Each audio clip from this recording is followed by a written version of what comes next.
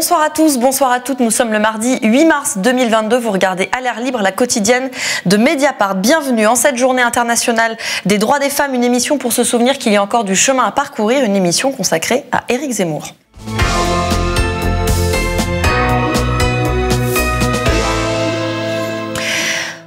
Aujourd'hui, ma candidature est celle qui défend le mieux les femmes. La déclaration est signée. J'espère que vous êtes bien assis. Elle est signée Éric Zemmour. Déclaration qui serait drôle si elle n'était pas grave. Il me prend avec ses mains, il me bloque contre la paroi de l'ascenseur et il m'embrasse de force sur la bouche.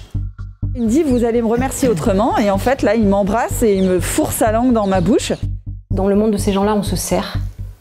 Et ce jour-là, il s'est servi. J'étais là et il s'est servi. Comme je vous dis, ça m'a jamais empêché de dormir, mais j'y ai pensé, ça fait 20 ans. Et j'y ai pensé tout le temps. Je me rappelle comment j'étais habillée ce jour-là.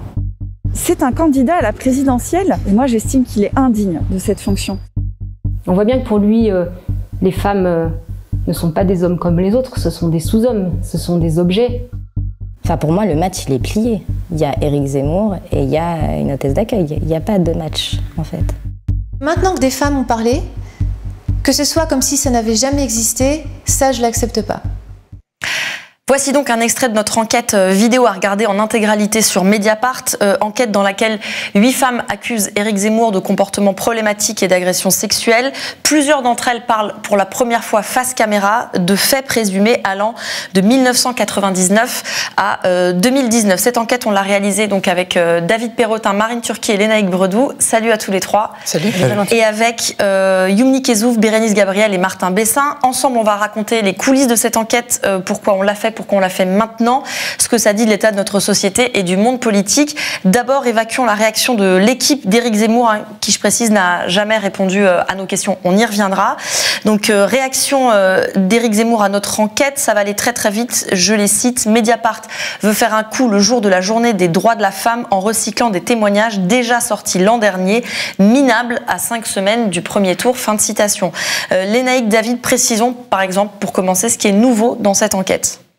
D'abord, on révèle un témoignage nouveau parce qu'effectivement, Mediapart a déjà enquêté depuis de nombreux mois sur Éric Zemmour. On a déjà publié 2 enquêtes l'année dernière et on révèle un nouveau témoignage, celui de Claire, qui a été stagiaire au Figaro.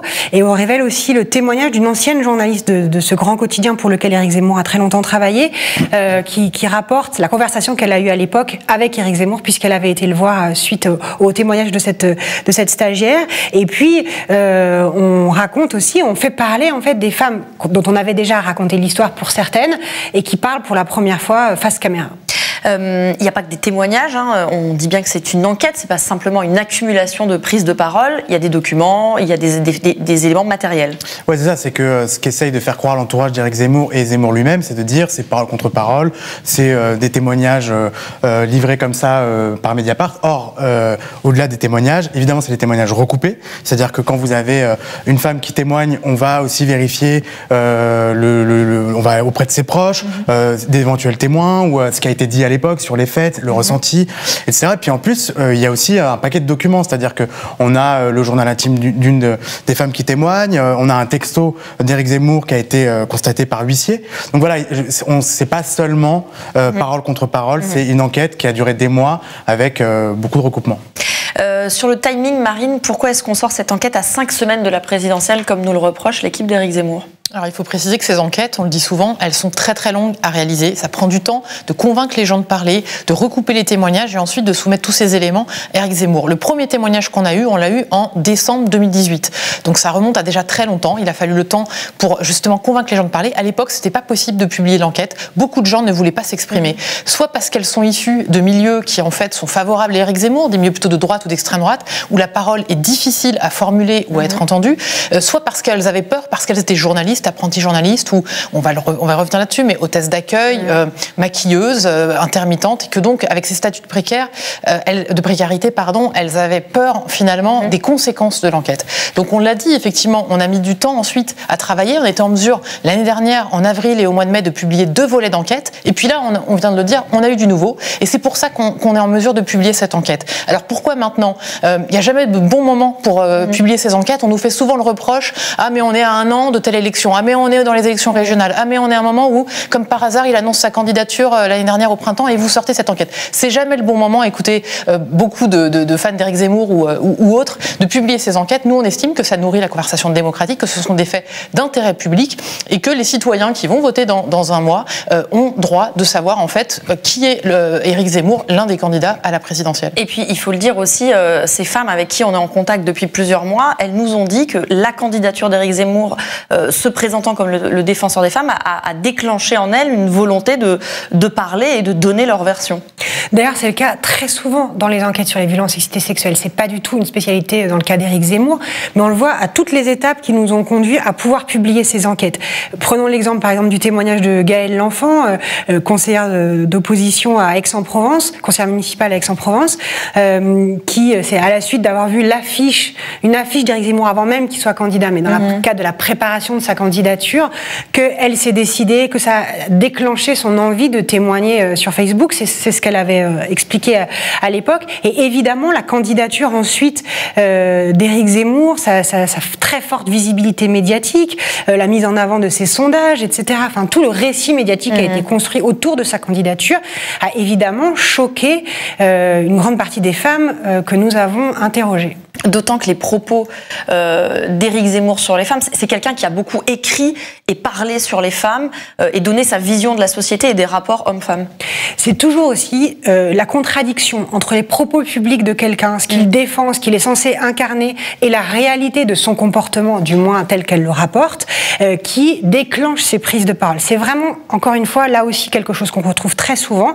Et effectivement, les déclarations d'Éric Zemmour se présentant, tu l'as dit, comme le défenseur des femmes, comme balayant et ou alors tenant des propos clairement sexistes ou misogynes depuis des années dans l'espace public, à la télé, dans ses livres. Bon, il y a l'exemple évidemment de son livre, son essai qui s'appelle Le Premier Sexe, dans lequel il théorise l'inégalité des sexes. Il l'a encore redit à la télévision hier soir, comme quoi dans l'histoire a construit les hommes et les femmes de manière différente, mais non seulement différente, mais inégalitaire. Il a repris le truc des chasseurs-cueilleurs, les hommes qui chassent, les femmes qui font la cueillette. Bon, bref, vraiment des stéréotypes qui ont été balayés par des années de recherche universitaire, mais il continue à proférer ses propos dans l'espace public, dénoncer de manière extrêmement violente MeToo, le mouvement de libération de la parole, en tout cas de reconnaissance de cette parole, un mouvement d'éradication, pardon. Voilà, d'éradication de l'homme. Voilà. Précisons qu'Éric Zemmour n'a jamais répondu à rien, ni hier pour les enquêtes écrites, ni aujourd'hui pour l'enquête vidéo. Expliquons quand même bien dans le détail qu'on lui a évidemment proposé de parler. Bon, il faut bien expliquer que le contradictoire, c'est une étape à part entière dans nos enquêtes, dans toutes nos enquêtes, et notamment sur ces enquêtes sur des accusations de violences sexuelles. C'est-à-dire que concrètement, quand on a fini notre enquête, eh bien, on soumet tous les éléments à la personne qui est mise en cause. C'est pas un coup de fil 24 heures avant de boucler l'enquête. Pour donner un exemple, Éric Zemmour, là, on l'a contacté le 7 février. On lui a fait une demande d'entretien auprès de son attaché de presse, un entretien sur les accusations qui le visent, mais un entretien aussi sur son rapport aux femmes et sur les mesures d'ailleurs dans son programme concernant par exemple les inégalités hommes-femmes. Il a donné, il a décliné, presque un mois avant la publication, il a décliné cette demande d'entretien de notre part. Ensuite, on lui a adressé des questions longues, des questions nombreuses. Il y avait de mémoire 16 blocs de questions qui lui avaient été transmises. Il a fait savoir qu'il ne souhaitait pas nous répondre. Et chose importante, il n'a démenti aucun des éléments qui se trouvaient dans nos questions. Et encore aujourd'hui, on le voit dans la réaction que tu as citée tout à l'heure, aucun démenti de sa part sur les faits qui sont dans ces questions. Il faut préciser aussi que déjà l'année dernière, on l'avait questionné. Déjà l'année dernière, on a demandé un entretien. Déjà l'année dernière, on l'a joint avec des questions extrêmement précises pour les deux volets de notre enquête.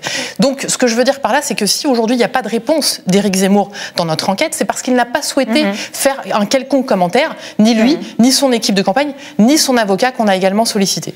Une des rares fois où il a été interrogé là-dessus et où il a répondu, c'était sur France 2, dans le cadre de l'émission Élysée 2022, lorsqu'il, peu après sa déclaration de candidature, il a expliqué qu'il n'avait pas à répondre car ça la relevait de la vie privée. Ouais, c'est une réaction assez étonnante, hein. Voilà, parce qu'effectivement, comme l'a expliqué Marine, à aucun moment il ne dément les récits. L'enquête produit, c'est pas uniquement des récits, comme l'expliquait David, c'est voilà, une véritable enquête de nombreux mois. Et puis bon, il faut bien dire que c'est un argument éculé, c'est-à-dire que c'est pendant très longtemps ce qu'on a dit sur les violences et cités sexuelles, que, y compris dans la presse, ce n'était pas un sujet d'intérêt public, c'était de la vie privée, que l'intérêt de la presse et le journalisme s'arrêtaient à la porte de la chambre à coucher. C'est voilà, pour celles qui s'en souviennent, des arguments qu'on a encore entendus au moment de l'affaire Dominique Strauss-Kahn en 2011, mais que depuis, du moins il fallait l'espérer, voilà, le mouvement MeToo, les nombreuses enquêtes publiées dans la presse sur ces questions ont bien montré l'intérêt public, et que ce qui nous guide, c'est effectivement l'intérêt public, qu'il ne s'agit pas de parler de la vie privée des uns ou des autres, ou des unes et des autres, mais de potentiels faits, de comportements inappropriés, de potentiels délits, de potentiels crimes, et que ça, c'est évidemment d'intérêt public. Alors, dans notre enquête vidéo qualifiée donc de minable par l'équipe d'Éric Zemmour, nous révélons, donc, tu l'as dit tout à l'heure, Léna, un nouveau témoignage, celui d'une stagiaire du Figaro envers laquelle Éric Zemmour a donc eu des gestes et des propos problématiques. Elle s'appelle Claire, et ce qui est intéressant, c'est que Claire, à l'époque, l'avait raconté à sa responsable de stage, qui était elle-même allée en parler à Éric Zemmour. C'est donc une journaliste politique du Figaro. On l'écoute. Je suis évidemment allée voir Éric Zemmour. Et je lui ai dit, écoute Éric, tu touches pas à la stagiaire, quoi. Tu la mets, qu'est-ce que t'as raconté? Je dis que tu lui avais fait des avances et que ça la met mal à l'aise. Donc je te demande de pas réitérer ce genre de comportement, voilà. Et donc il a un peu rigolé, comme, c'était léger son attitude. C'est le gars qui s'est fait prendre un peu le doigt dans le pot de confiture, qui s'est pris un râteau et qui est un petit peu gêné que ça se sache, voilà, et donc il me dit oui, mais enfin bon, si maintenant on peut plus draguer les stagiaires, parce que les stagiaires c'est quand même fait pour faire des pipes et du café. Voilà. Il vous a dit ça? Il m'a dit ça. Donc vous êtes sûre? Oui, je suis sûre. Oui, c'est fait pour faire des pipes et du café. Contacté sur ces récits, Éric Zemmour n'a pas souhaité faire de commentaires. Éric Zemmour pouvait-il faire ce qu'il voulait au Figaro? En tout cas, Pascal Sauvage n'est pas allé plus loin. Je suis pas allée plus loin, je suis pas allée voir la hiérarchie, parce que je pense que si j'étais allée dire quoi que ce soit, je pense pas qu'on m'aurait prise très au sérieux. Alors, deux choses dans cet extrait. D'abord, la conception de ce qu'est une stagiaire pour Éric Zemmour. Passons sur l'expression plus que vulgaire. Et donc, de manière générale, comment il traite ce qu'on peut appeler, avec beaucoup de guillemets, les petites mains.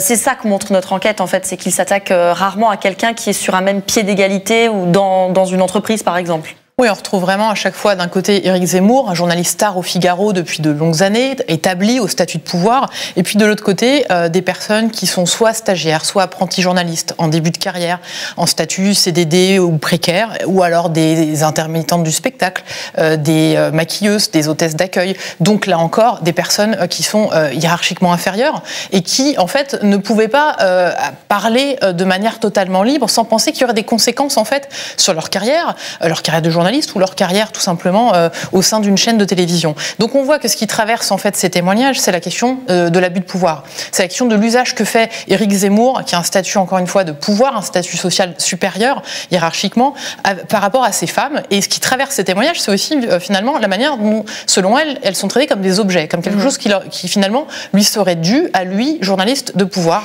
Et ça, c'est vraiment le fil rouge de tous ces témoignages qu'on a recueillis. D'ailleurs, Éric Zemmour, à plusieurs d'entre elles, laisse entendre qu'il peut agir avec son statut, laisse entendre que son statut lui permet peut-être de leur trouver un boulot ou de leur donner du travail. Oui, c'est ce que disent clairement plusieurs témoignages qu'on a recueillis, et notamment celle de Nathalie, une maquilleuse qui travaillait à iTélé et qui explique qu'il lui aurait lancé sa carte de visite après l'avoir plaquée contre le mur, en lui laissant entendre que des faveurs sexuelles iraient avec finalement une petite aide, en disant je peux vous faire travailler n'importe où. L'autre aspect donc du témoignage de Pascal Sauvage, l'ancienne journaliste du Figaro, c'est que donc elle en a parlé à Éric Zemmour, mais elle explique qu'elle n'est pas allée plus loin en disant que qu'elle serait sans doute pas prise au sérieux si elle s'était adressée à la hiérarchie du Figaro. Nous, à Mediapart, on a interrogé la direction du Figaro et la Société des journalistes. Quelles ont donc été les réactions aux accusations contre Éric Zemmour? Oui, on a interrogé la direction du Figaro parce qu'il y a un élément qui revient. Souvent, c'est le Figaro, c'est à proximité, c'est le café à côté, c'est l'ascenseur. On a quand même une femme qui dit avoir été poursuivie, plaquée dans l'ascenseur au Figaro. Donc du coup, on a interrogé la direction. Le patron Alexis Brézet répond que jamais la direction n'a été alertée, que la direction des ressources humaines n'a pas été saisie. Nous, ce qu'on a aussi voulu savoir, c'est que quand on l'interroge la première fois pour la première enquête publiée à Mediapart, il nous fait cette réponse. La deuxième fois, il nous fait aussi cette réponse. Mais à partir du moment où on a révélé déjà beaucoup de témoignages qui concernaient, où des faits avaient pu se produire au Figaro, on s'est aussi demandé par rapport à l'obligation de l'employeur, est-ce qu'une enquête interne avait été ouverte? Est-ce qu'on a cherché à savoir ce qui avait pu se passer avec Éric Zemmour, qui a été journaliste pendant des années au sein de la rédaction, et est-ce que par exemple on a pu recueillir la parole de certaines personnes, de témoins, etc.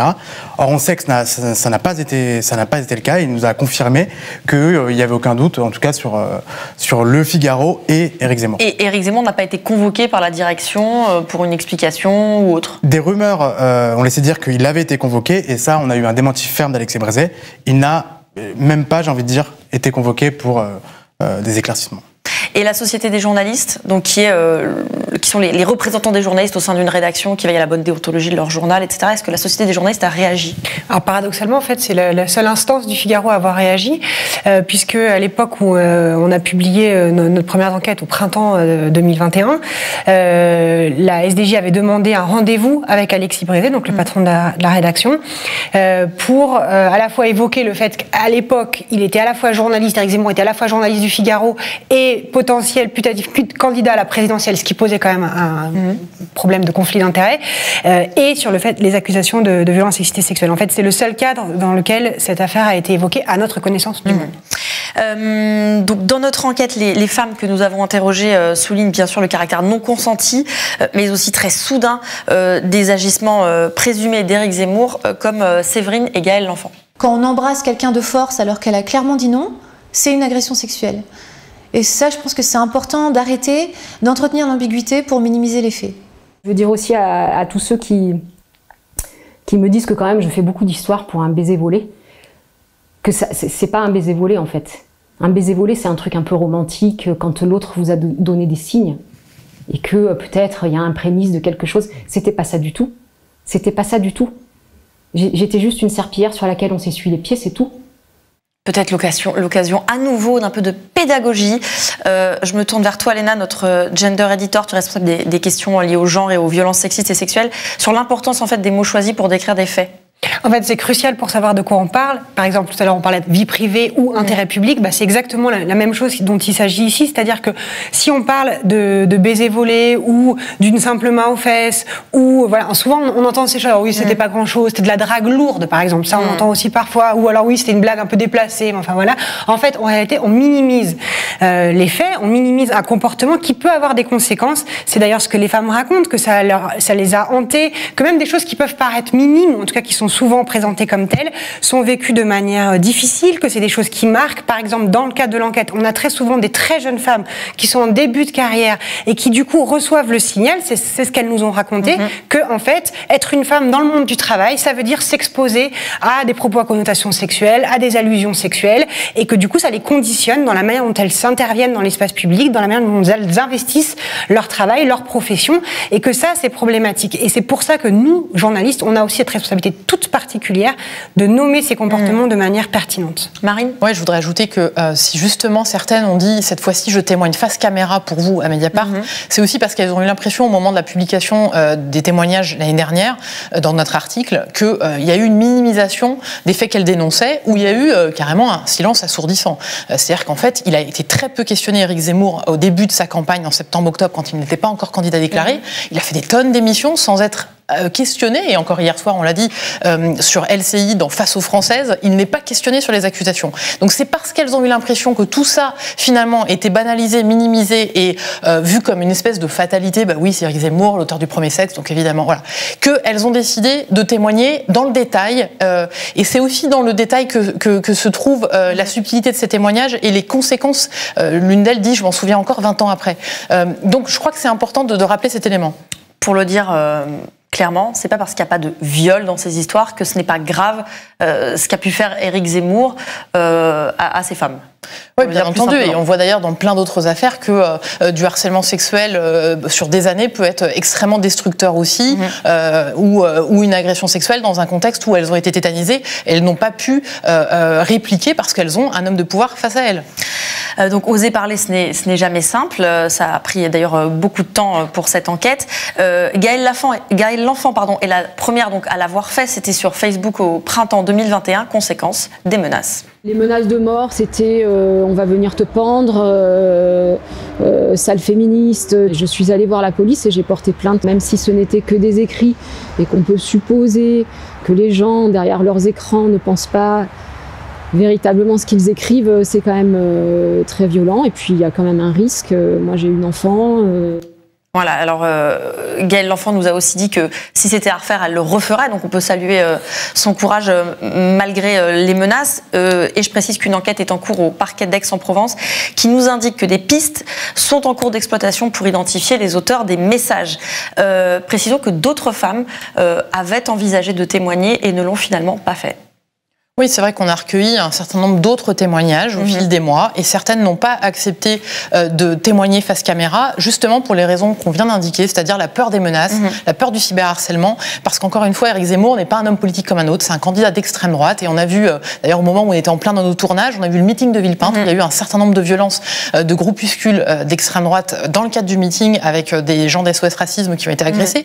Donc on voit bien en fait que ce contexte-là est énormément dissuasif. Et puis l'autre élément, on l'a un petit peu évoqué tout à l'heure, qui est dissuasif pour ces femmes, c'est que plusieurs sont issus des milieux précisément qui votent Éric Zemmour, des milieux qui sont favorables à Éric Zemmour, certaines d'ailleurs sont elles-mêmes de droite, etc. Et ce sont des milieux où en fait la parole est plus difficilement entendue et certaines disent très bien que leurs entourages leur ont conseillé en fait de pas forcément témoigner ou de pas forcément porter plainte, y compris à l'époque ou aujourd'hui.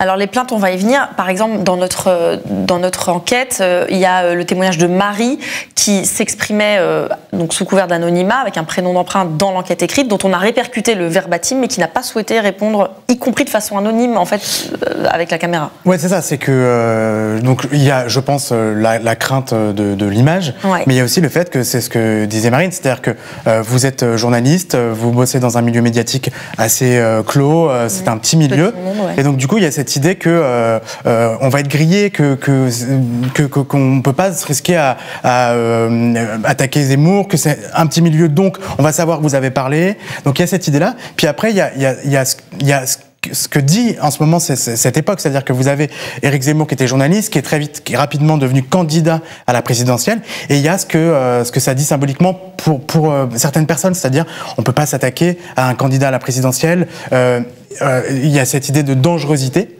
Et puis après il y a comme la violence qui est quand même propre à ces milieux d'extrême droite, propre au meeting, à l'entourage d'Éric Zemmour, et cette idée que vous avez une flopée de militants qui peut vous agresser si jamais on vous reconnaît. Donc il y avait vraiment, je pense, un marqueur assez très présent pendant cette enquête et si jamais il nous arrivait quelque chose, si on savait qu'on avait parlé. Donc peur de représailles et donc pas de plainte. Aucune des femmes que nous avons interrogées n'a envisagé soit d'en parler à sa hiérarchie quand c'était dans le cadre du travail ou même déposer plainte. Et à aucun moment vous avez envisagé d'en parler à la direction ou à vos chefs? Non. Non. Ni porter plainte? Encore moins. Pourquoi? Parce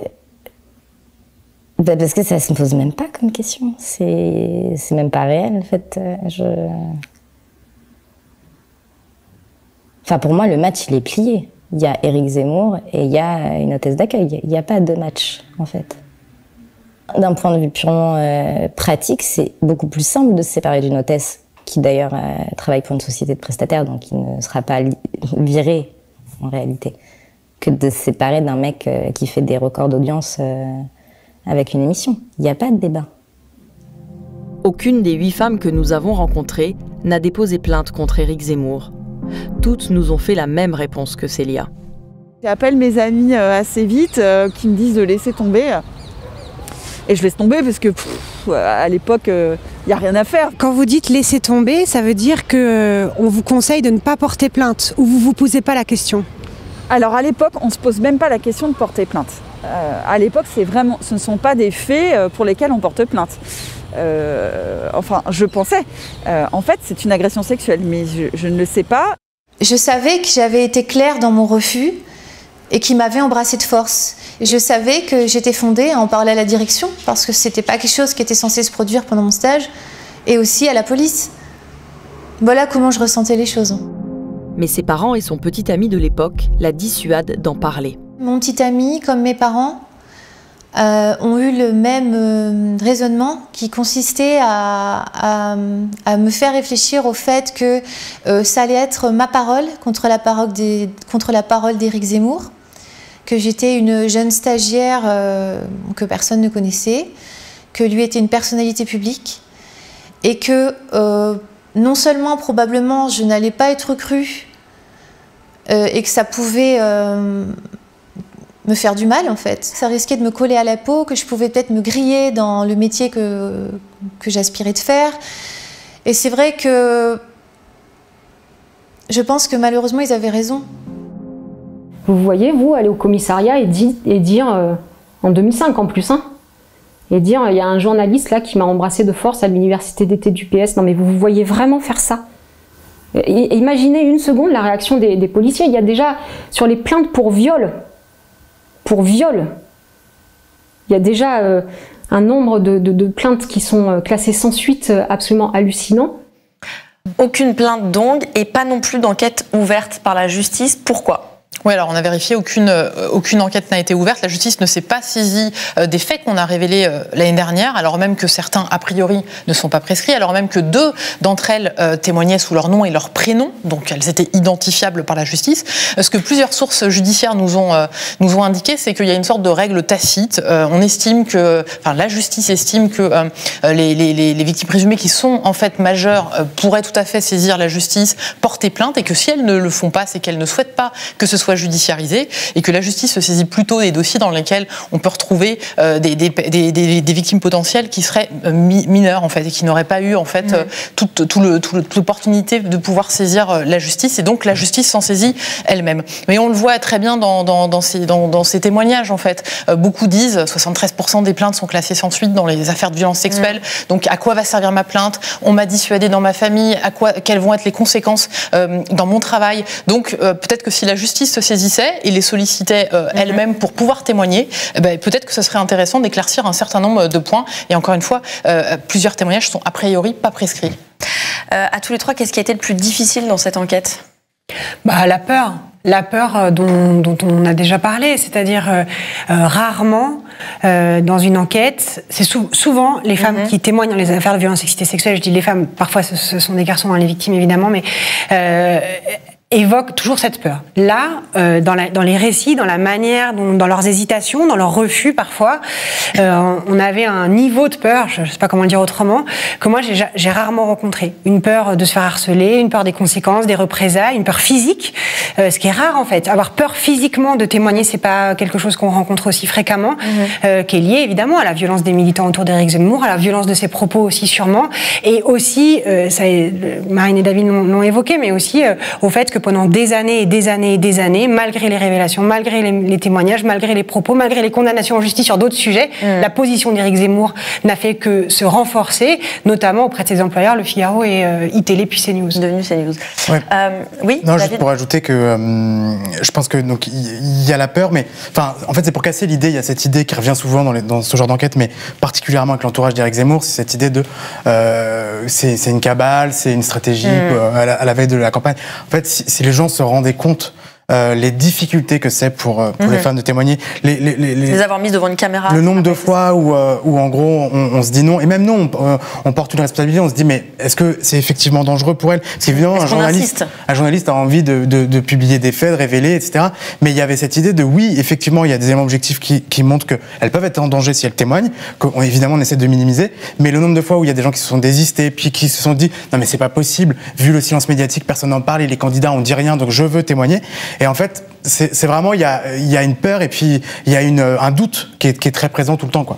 Et pardon, mais j'ajoute quand même sur le volet politique, parce que ce qui est souvent dit à chaque fois, et on le voit dans la réaction des fans de Zemmour, c'est de dire « Ah, mais ce sont des gens de gauche qui finalement vont témoigner ». On voit que en fait, la plupart des gens qui témoignent dans notre enquête vidéo ne sont pas des gens de gauche. Alors, il y a l'enfant qui est les deux positions de gauche, mais enfin, il y a beaucoup de personnes qui d'ailleurs le disent elles-mêmes, elles sont plutôt sensibilité de droite, voire certaines pourraient partager une partie des idées d'Éric Zemmour.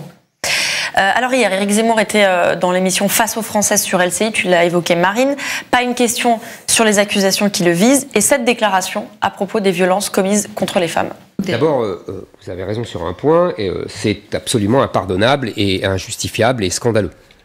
Les violences faites aux femmes par les hommes d'ailleurs, même que ça soit à l'intérieur de la famille ou à l'extérieur, je veux dire, toute violence est absolument impardonnable et doit être sanctionnée très sévèrement. Une parole sage, l'hôpital, la charité, tout ça.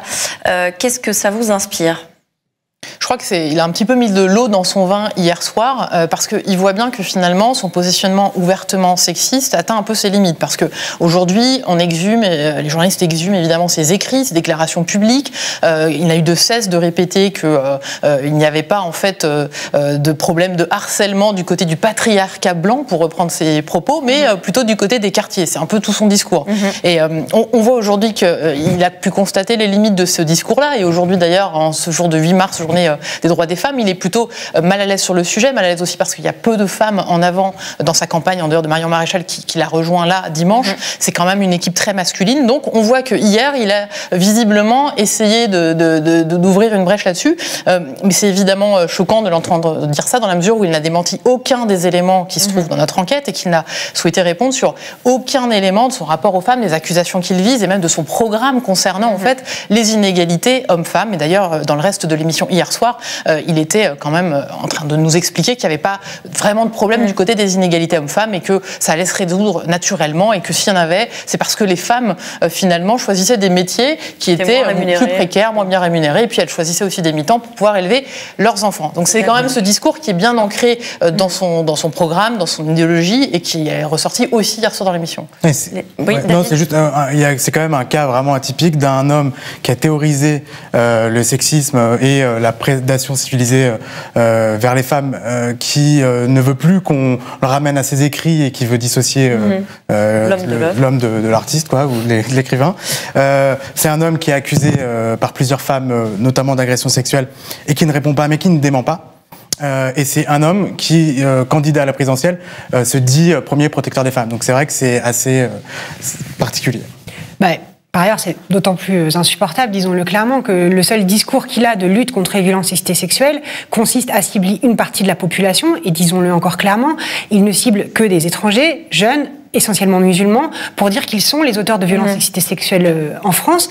Et on le sait, c'est faux. C'est faux. Tout simplement, c'est faux. Malheureusement, les violences sexuelles sont partagées dans toutes les couches de la société. Toutes les études le montrent. Et donc, il n'utilise les questions des violences sexuelles qu'au fin de son discours raciste, comme sur le reste de son programme. Je vous rappelle donc que notre enquête violence sexuelle, 8 femmes accusent Éric Zemmour est à regarder sur Mediapart. Vous restez avec moi pour le 24 heures.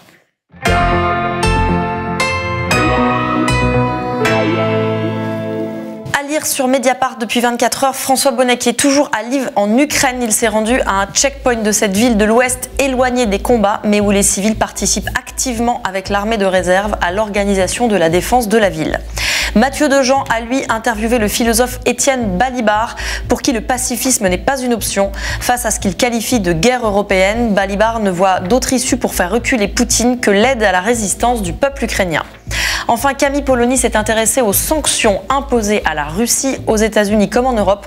Les autorités ont mis sur pied des cellules chargées d'identifier les avoirs détenus par des oligarques russes, parmi des biens de luxe comme des yachts de milliardaires en quête d'échappatoire. À l'air libre, c'est fini pour ce soir. Demain, vous retrouvez Mathieu Magnodex pour une émission consacrée à la guerre en Ukraine avec cette question: jusqu'où peut aller Vladimir Poutine? Merci de nous suivre chaque soir. Bonne soirée. Salut.